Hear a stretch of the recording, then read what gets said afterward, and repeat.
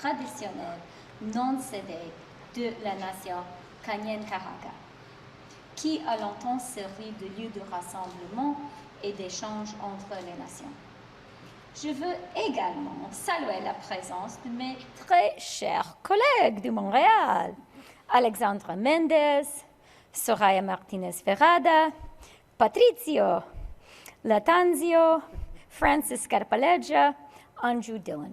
Ça me fait vraiment plaisir de travailler avec une équipe si forte. $500 million in weapons to Ukraine to fight war. Do you want the Third World War with Russia? Are you a warmonger? Why didn't you support the Minsk Accord? Why didn't you support the negotiated settlement? Why didn't you support the Minsk Accord? Why didn't you support the Il y a quelques semaines, nous avons signé une entente avec l'Ontario pour des services d'apprentissage et de garde de jeunes enfants. Cela veut dire que les familles de partout au pays auront accès à des garderies abordables. Mais ce n'est rien de nouveau ici au Québec. En fait, le Québec a été un pionnier avec... Quebec has been a pioneer in the vanguard of child care services for over 20 years. A few weeks ago, une entente avec l'Ontario pour des services d'apprentissage et de garde de jeunes enfants.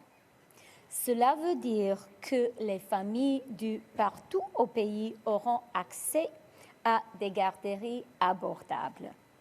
Mais ce n'est rien de nouveau ici au Québec. En fait, le Québec a été un pionnier avec des garderies abordables il y a déjà plus de 20 ans.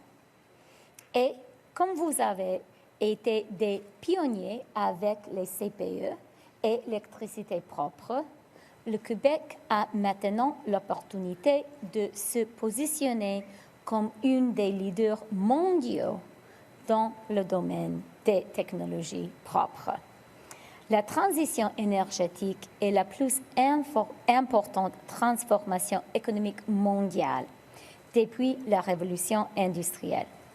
Et nous avons tous ce qu'il faut ici, au Canada, pour profiter de cette transition. Notre dernier budget propose l'introduction de nouveaux fonds de croissance du Canada. Celui-ci permettra d'attirer des milliards de dollars en capital privé dont nous avons besoin.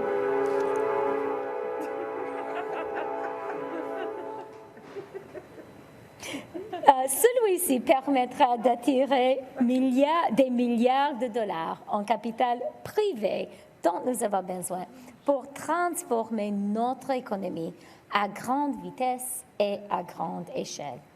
Avec un investissement de 3,8 milliards de dollars pour la stratégie du Canada sur les minéraux critiques, on contribuera à la croissance de ce secteur au Canada.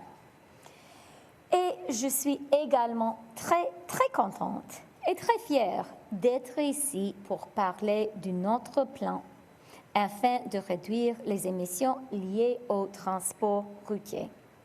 Avec un investissement d'1,7 milliard de dollars, nous rendrons plus abordable l'achat d'un véhicule abordable grâce à un incitatif allant jusqu'à 5 000 $.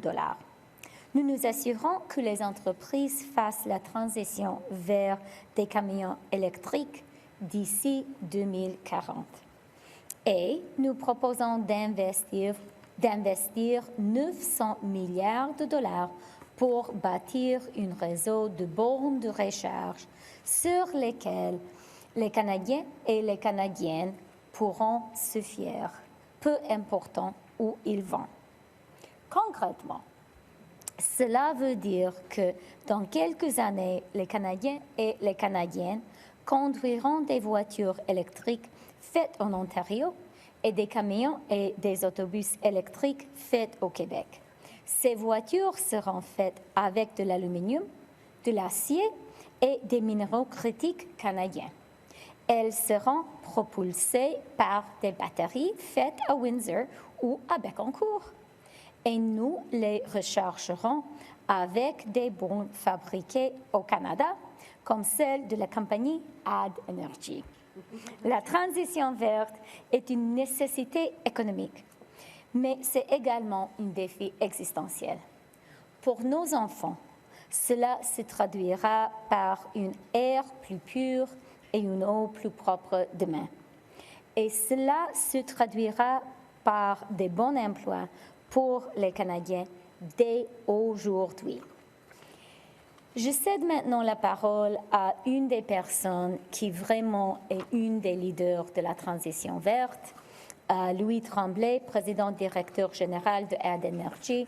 Et je veux dire que ça me fait vraiment un grand plaisir d'être ici aujourd'hui avec lui. Dans notre budget, les thèmes clés étaient l'innovation, la transition verte, la croissance économique.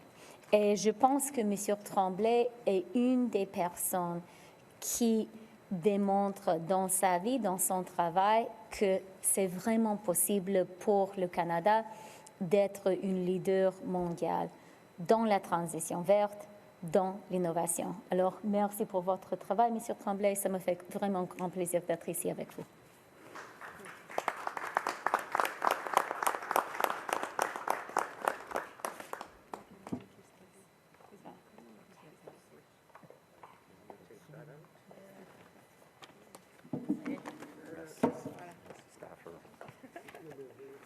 Merci, Soraya. Très gentil, très gentil.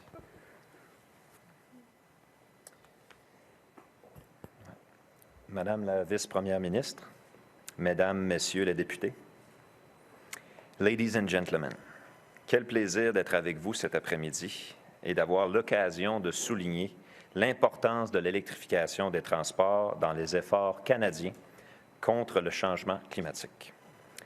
En tant que passionné de la mobilité électrique, je vous avouerai que cela fait quelques années que je mets tous mes efforts à bâtir une entreprise qui pourrait jouer un rôle de premier plan dans la réduction des émissions associées au transport. J'ai fondé Add Energy en 2009, à une époque où l'on regardait encore avec scepticisme les personnes convaincues que les autos à batterie étaient la voie de l'avenir. Évidemment, comme entrepreneur, je suis bien content d'avoir fait à ma tête. Un Saguenayen comme moi dit avoir fait sa tête de cochon. D'avoir gardé le cap et de m'être consacré à bâtir un réseau de recharge pour véhicules électriques, le réseau FLO, aujourd'hui présent d'un océan à l'autre.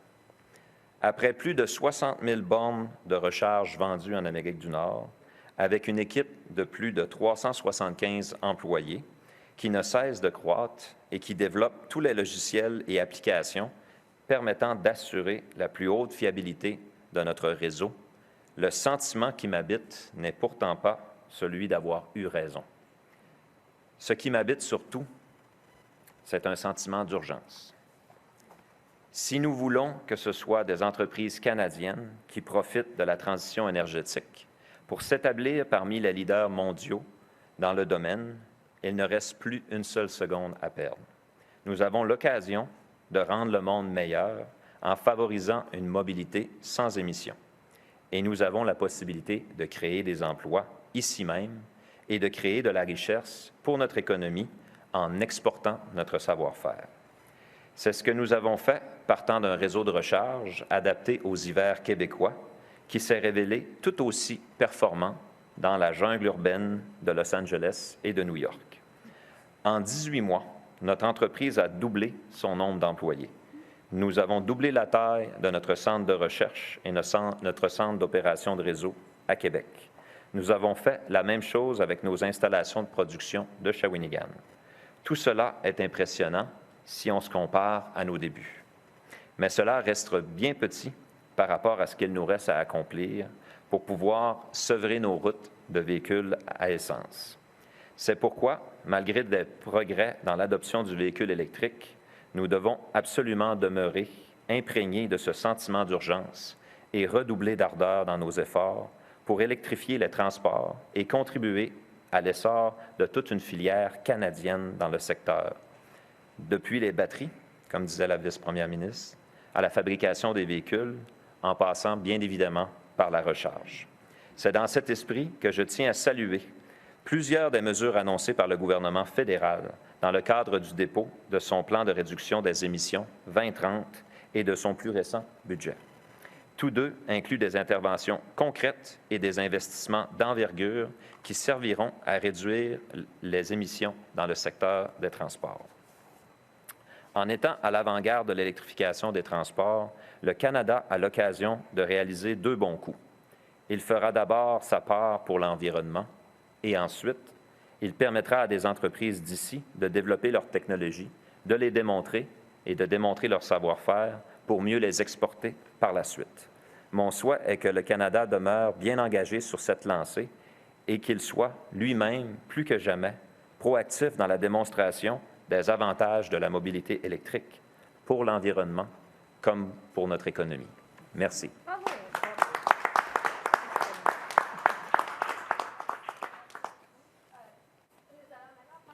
Des journalistes. S'il vous plaît, commencez avec une question. Si nous reste du temps, on va prendre une question de suivi. Puis, s'il vous plaît, donnez votre nom et votre média. Et je vois que M. Tremblay doit partir. Alors, avant de ça, je veux vraiment vous remercier, M. Tremblay. Ce qu'il a dit m'a touché vraiment parce qu'il a souligné peut-être la réalité économique la plus importante aujourd'hui. Et c'est que la lutte contre les changements climatiques, oui, c'est un enjeu moral, c'est un enjeu existentiel, mais c'est aussi une nécessité économique. Si nous voulons avoir de la prospérité ici au Canada dans l'avenir, nous devons avoir beaucoup d'entrepreneurs comme M. Tremblay. C'est grâce aux efforts de nos entrepreneurs que la prospérité sera possible. Je sais très bien que ce n'est pas le gouvernement qui va le faire, mais le gouvernement a la responsabilité d'investir dans ces efforts, de les appuyer. Alors vraiment, merci beaucoup, M. Tremblay. C'était très touchant. OK, je suis prête. Vous êtes prête? On avait un politicien au Québec qui était prêt aussi, vous vous rappelez peut-être? M. Charest. Bon. Madame la ministre, Olivier Bourque, Journal de Montréal. Peut-être des questions, parce que j'étais au Palais des Congrès tout à l'heure. Vous avez beaucoup parlé aussi donc, de votre budget qui a été déposé jeudi passé. Deux petites questions par rapport à ça. On a beaucoup parlé du CELIAP. Alors, le CELI, votre CELI pour les premiers acheteurs. Lorsqu'on pose la question au gouvernement du Québec, ils ont l'air un peu étonnés, là, parce qu'il faut que ça fonctionne, vous comprenez très bien, des deux côtés, donc fédéral puis évidemment provincial pour les exemptions d'impôts. Et lorsqu'on leur a dit, est-ce que vous allez embarquer là-dedans, ils disent, on verra. Est-ce que les fils sont attachés avec le gouvernement du Québec sur le CELIAP? C'est la première question. Est-ce que vous voulez poser la deuxième maintenant ou réponse? OK, je vais commencer avec une réponse. C'est un programme très important qui va vraiment aider les premiers acheteurs. Et un élément que je veux vraiment souligner en tant que mère, en tant que Canadienne qui a 53 ans déjà, c'est qu'il y a un élément d'injustice générationnelle aujourd'hui dans le marché immobilier. Et pour moi, c'est très important de créer la possibilité pour nos jeunes d'avoir les mêmes opportunités que nous tous avons eues. Et c'était d'acheter une maison. Ce programme aidera les jeunes à faire ça et je suis très fière qu'on a proposé un tel programme. Je sais très bien qu'on doit travailler en étroite collaboration avec les provinces et le Québec est une des provinces les plus importantes au Canada. On a une bonne collaboration avec le Québec, notre gouvernement en général, et en particulier le ministère des Finances, moi avec M. Éric Girard, Michael Sabia, qui est bien connu ici à Montréal, avec M. Côté. Alors, je veux rassurer les Québécois et les Québécoises et le gouvernement du Québec qu'on sera toujours prête à travailler ensemble. Et je pense qu'en ce qui concerne l'économie, en ce qui concerne l'accès au logement, c'est un but partagé par le fédéral et par le Québec. Et alors, je suis absolument certaine que ce sera possible de trouver une façon de travailler ensemble. Très bien, merci. Sur la question de l'inflation, vous l'avez évoqué également donc, au Palais des Congrès, vous avez dit que votre budget ne va pas créer davantage d'inflation. Vous l'avez bien spécifié. Alors, j'imagine que ça ne vous a pas passé dans l'esprit d'envoyer des chèques aux contribuables. On avait vu ça donc dans une autre juridiction.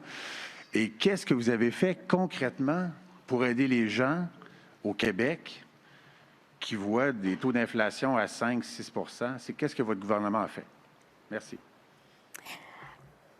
La chose la plus importante qu'on a fait dans le budget pour les gens pour lesquels l'inflation, l'abordabilité sont des questions d'aujourd'hui, c'est prendre une approche fiscale qui ne créera pas plus de questions au niveau macroéconomique. C'est une responsabilité que je prends très au sérieux et on a pensé beaucoup, on a étudié beaucoup les circonstances macroéconomiques et aussi l'incertitude dans l'économie. Et pour cette raison, quand j'ai présenté le budget le jeudi passé, j'ai fait l'accent sur l'approche responsable qu'on a prise pour rassurer les marchés. C'est important. Et c'est vraiment la réponse la plus importante pour ceux qui ont aujourd'hui des problèmes avec l'abordabilité. En même temps, on doit aider les plus vulnérables. Et on fait ça dans le budget et avec les programmes fédéraux qui existeraient avant le budget. Le logement, c'est peut-être le problème le plus grave pour les gens qui ont les questions autour d'abordabilité. Et ce budget est vraiment ciblé à l'abordabilité des logements. Les soins dentaires. Quand j'ai fait mes consultations pré-budgétaires, une chose duquel beaucoup des députés de notre caucus libéral du Québec m'ont dit, c'était que les moins nantis dans leur comté, les gens qui ont des difficultés à payer l'épicerie, par exemple, qu'ils ont dit aux ces députés, c'est difficile pour moi et peut-être ce ne sera pas possible pour moi d'aller au dentiste. C'est inacceptable au Canada et je pense que tout le monde est d'accord avec ça. Alors, notre plan dentaire est aussi un élément de la lutte d'aider les gens avec l'abordabilité. Et je dirais seulement une autre chose, c'est que beaucoup des programmes que notre gouvernement a mis en place, comme l'allocation canadienne pour les enfants, comme l'aide pour les aînés, ces programmes sont liés avec le niveau de l'inflation. Alors, il y a une croissance de l'aide pour les plus vulnérables automatique avec l'inflation. Et c'est une bonne chose. C'est ce que, quand on parle des programmes économiques et sociaux, on doit planifier pour le long terme. Et on doit avoir les programmes qui, dans une manière automatique, vont aider les gens quand on a une situation avec les problèmes d'abordabilité. Donc, le chèque, ce n'était pas une bonne idée. Est-ce que vous l'avez évalué ou... Je pense que je ne suis une politicienne fédérale. Je ne suis pas une politicienne provinciale. Et évidemment, je ne suis pas une Québécoise. Alors, je vais laisser aux Québécois et Québécoises de commenter la politique du province. Mais je veux souligner aussi que ont vraiment une excellente collaboration avec la province du Québec, avec le gouvernement, et c'est une bonne chose parce que nous travaillons pour les mêmes citoyens et je pense que les Québécois et les Québécoises sont d'accord que tous les niveaux du gouvernement, nous avons une responsabilité de travailler ensemble et c'est ce qu'on fait.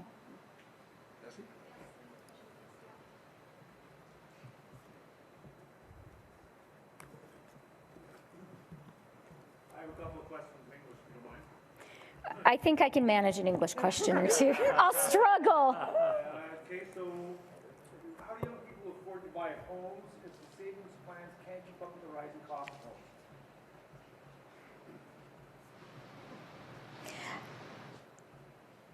So, as I said in French a moment ago, we really do believe that housing is one of the, if not the, central economic challenges today. And I'm glad that you framed your question the way you did, asking about young people. Because one of the things that I am the most concerned about, you know, as someone who, it shocks me to say this, is 53 years old, is the intergenerational injustice. My generation, you know, I think my colleagues who are here with me would agree, you know, we had a better shot at buying a home and starting a family than young people today. And we cannot have a Canada where the rising generation is shut out of the dream of home ownership if that's the way they want to build their lives. And that's why this budget is really, really focused on housing. It's focused on people working towards buying their first home with some specific programs designed to aid first-time home buyers. But I agree with the premise of your question that that is not enough. Because the core problem with housing in Canada is we just don't have enough housing. It's just a mathematical thing. Canada has the fastest growing population in the G7. That is fantastic. That is actually a huge driver of economic growth, and it is one of Canada's competitive advantages.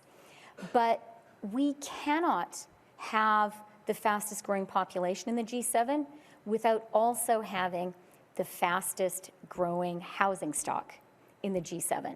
And we don't have that right now. We have a shortage of homes. This budget is absolutely targeted at getting more homes built in Canada. Over 10 years, we are committed to doubling the number of new home starts. And that's going to be your long-term answer to housing affordability in Canada. It is not going to happen overnight. Housing is a very complicated challenge, and building a home is a complicated task. And housing is an area where the federal government, municipal governments, provincial and territorial governments all need to work together, and that's complicated too. But what I do want to say to Canadians is we get that this is a problem, and we are rolling up our sleeves and getting to work on it and putting forward a set of measures that are going to make things better. And next question, What could possibly keep the price of homes down?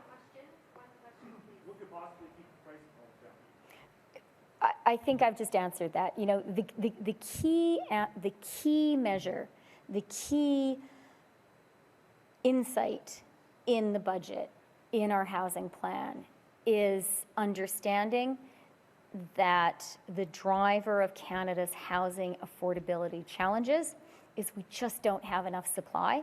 And as a country, we have to work together to get more homes built faster. This budget puts in place, for the first time from a federal government of Canada, some very specific measures to remove the roadblocks that are there to getting more homes built. And that's what we're going to do. thank you. Prochaine question, Radio-Canada, ensuite Canadienne, Presse canadienne. Oui, bonjour.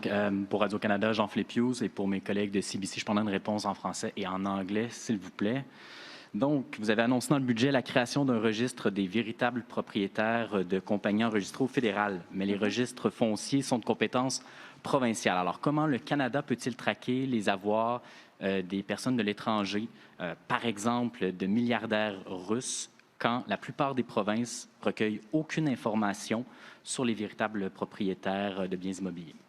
OK, c'est une question excellente.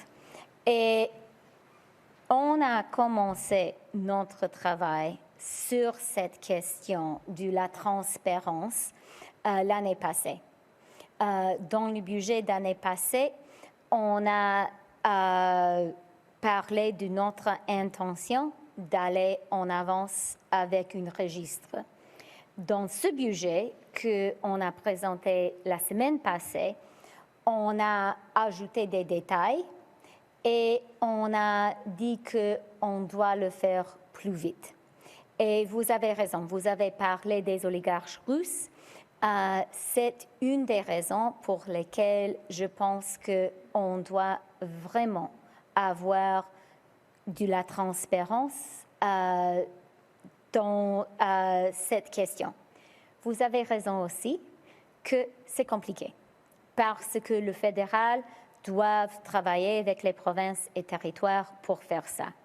Mais je pense qu'aujourd'hui, il y a un grand consensus dans notre pays que ce n'est pas acceptable d'avoir la propriété qui n'est pas transparente. Ce n'est pas acceptable de ne savoir pas qui a de l'argent dans notre pays et qui achète d'immobilier dans notre pays. Alors, le fédéral va prendre du leadership. Nous allons travailler avec les provinces et territoires et j'espère que tous les Canadiens et Canadiennes qui sont d'accord avec nous allons aussi parler avec leur gouvernement au niveau provincial et territorial pour souligner l'importance d'une résolution. So, thank you for the question, a very important question. I believe that transparency when it comes to beneficial ownership is really important for our democracy as well as for our economy. And that's why actually we made a big push for beneficial ownership transparency with a fully searchable register in the budget last year. This year, we went further and offered more details and a much tighter timeline because events in the world and also in Canada have drawn rightly attention to this issue. I think that Canadians would all agree that we need to know who owns Canada and we need to know what money is flowing into assets in Canada. Now, you did point out in your question that doing this is hard because it requires work between the federal government and provincial and territorial governments and municipalities. And you're right, it is hard. Doing a lot of things in Canada is hard. My view on this question, on the issue of beneficial ownership and transparency, is that my view, and this is also my hope, is that we're at a moment where there is a real national consensus. I'm not sure who wants to get up and say, I'm in favor of opacity when it comes to ownership in Canada. I'm in favor of not letting Canadians know who is buying stuff in our country and who controls Canadian assets. That's not a position I think any leader wants to take. I think all of us are of the opposite view, and that's why while I absolutely accept that it's going to take some hard work to get there, and I certainly accept that working between the federal government and the provinces takes time and patience. This is an issue where I really hope and believe there is a real national consensus we have to get it done. Si je peux me permettre, la Colombie-Britannique vient de lancer un registre justement pour les véritables propriétaires fonciers pour lequel il n'y a à peu près aucune vérification, des amendes qui sont minimes. Est-ce que le Canada devra se fier sur des données non fiables justement pour avoir cette information-là dans le contexte actuel? Je veux je soulignais encore une fois, c'est une chose difficile à faire parce que c'est une nouvelle chose. Mais la réalité, que c'est compliqué, ne dites pas qu'on ne doit pas essayer. Au contraire, je pense que vraiment, c'est inacceptable qu'aujourd'hui, on n'a pas les données fiables en ce qui concerne les propriétés au Canada. Et on a dit dans le budget d'année passée, dans ce budget, que le fédéral va prendre le leadership en créant de la transparence. Virginie Anne, the Canadian Press. I was wondering if you could just start by kind of resuming exactly what's the message today that you brought to Montreal, and why did you decide to start your first few public appearances after the budget was introduced? OK, en français, en anglais? In English, please. OK. This is my first, the events in Montreal, the speech at the Chamber of Commerce is my first, the first event on my post-budget tour. I was with the Prime Minister in Hamilton on Friday, but this is the beginning of my own set of trips across the country. I chose Montreal very intentionally. Three of the key themes, perhaps the three key themes in the budget are the green transition, an innovation economy, and fiscal responsibility.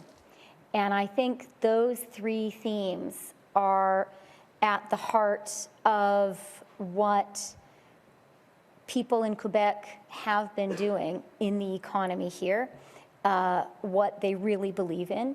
And I wanted to underscore for the whole country Quebec's leadership, particularly in the green transition, but also in entrepreneurship and innovation. Mm-hmm. And that's the reason that we're right here today. It's actually very exciting. And, you know, if I can be a little bit emotional for a minute, I think that Canadians maybe don't fully appreciate that the green transition is also a huge economic opportunity. You know, quite rightly, we are accustomed to thinking about climate action as an existential challenge for the planet. And it is. It absolutely is. And we have a moral imperative to act for the next generation. But speaking as Canada's finance minister, it's also a real economic opportunity. And this is a space where Canada can win. And that's why, you know, all of us came here today to kind of, you know, give Canadians some confidence and to say, look at these guys here. Look at Monsieur Tremblay. You know, he is building charging stations, sure, here in Montreal and also in LA. And I know that Canadians are smart and entrepreneurial. We have an excellent framework for building a green economy here. And that is not only the right thing to do for the planet, it can be and it needs to be a competitive advantage for Canada in the world. Something, though, that we haven't heard a lot from the budget is about COVID-19. And in the fall economic statement in December, you included an insurance policy against Omicron. Now we have BA2 and likely other variants of the virus that will spread through Canada. So can you explain what data or information you relied on that led you to not have a similar specific COVID-19 insurance package in this budget? The most important insurance policy we have against COVID going forward is vaccinations and therapeutic medicines. And Canada has been very aggressive for more than 2 years now, buying both vaccines and therapeutics. And we are seeing that action by the federal government in procurement and by the provinces and territories in delivering those vaccines and therapeutics is saving Canadian lives every single day. The second element of our COVID response over the past 2 years has been making sure that the economic recession we experienced when COVID first hit did not cause long-term scarring of the Canadian economy and of the lives of Canadians. And I think it's important for us all to remember that was the most likely scenario when COVID hit. We had an economy that shrank by 17%. That hasn't happened since the Great Depression. We had 3 million people lose their jobs. And I was terrified by that because I know each person who loses a job, it's a tragedy not just for them, but for their whole family. And that's why we put in place a historically unprecedented safety net, a historically unprecedented economic response for individual Canadians and individual businesses. When I stood up to present the budget on Thursday of last week, I was able to say with great relief that the plan has worked. And you know, the jobs numbers that we had the day after the budget were phenomenal. We are now at 115% of the jobs we had when COVID first hit. Unemployment is at 5.3%. That is the lowest it has been since comparable data started being collected in 1976. And GDP is higher than it was before COVID hit.